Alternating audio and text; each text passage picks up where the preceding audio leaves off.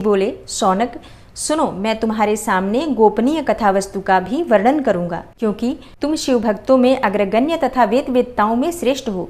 समुद्र के निकटवर्ती प्रदेश में एक वास्कल नामक ग्राम है, जहाँ वैदिक धर्म से विमुख महापापी द्विज निवास करते हैं।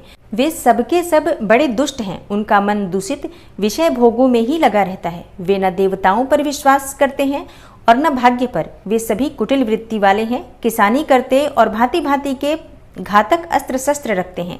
वे व्याभिचारी और खल हैं। ज्ञान वैराग्य तथा सद्धर्म का सेवन ही मनुष्य के लिए परम पुरुषार्थ है, इस बात को वे बिल्कुल नहीं जानते हैं। वे सभी पशु बुद्धि वाले हैं। जहाँ के द्विज ऐसे हों, वहाँ के अन्य वर्णों के विषय में क्या कहा जाए। अन्य वर्णों के लोग भी उन्हीं की भांति कुत्सित विचार रखने वाले स्वधर्म विमुख एवं खल हैं। वे सदा कुकर्म में लगे रहते और नित्य विषय भोगों में ही डूबे रहते हैं। वहाँ की सब स्त्रियां भी कुटिल स्वभाव की, स्वेच्छाचारिणी, पापासक्त, कुत्सित विचार वाली और व्याभिचारिणी हैं। वे सद्व्यवहार तथा सदाचार से सर्वथा शून्य हैं। इस प्रकार वहाँ दुष्टों का ही निवास है।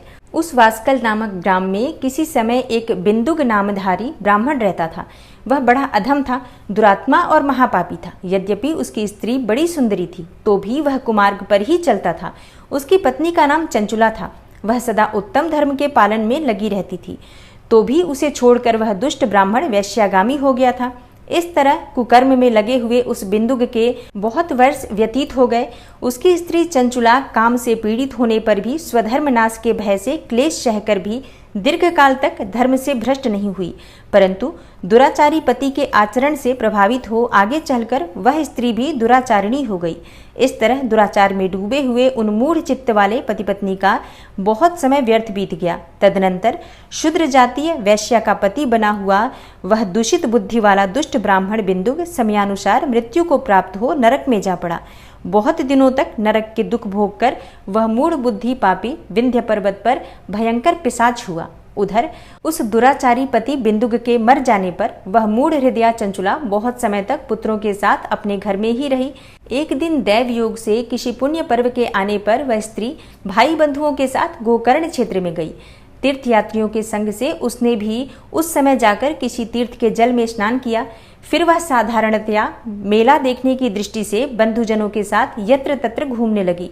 घूमती घामती किसी देव मंदिर में गई और वहां उसने एक दैवज्ञ ब्राह्मण के मुख से भगवान शिव की परम पवित्र एवं मंगलकारिणी उत्तम पौराणिक कथा सुनी। कथावाचक ब्राह्मण कह रहे थे कि जो स्त्रियां पर पुरुषों के साथ व्याभिचार करती हैं, वे मरने के बाद यमलोक जाती हैं। तब यमराज के दूत उनकी योनि में तपे हुए लोहे का परिघ डालते हैं। पौराणिक ब्राह्मण के मुख से यह वैराग्य बढ़ाने वाली कथा सुनकर चंचुला भय से व्याकुल होकर कांपने लगी। जब कथा समाप्त हुई और सुनने वाले सब लोग वहां से बाहर चले गए, तब वह भयभीत नारी एकांत में शिव पुराण की कथा बांचने वाले उन ब्राह्मण देवता से बोली।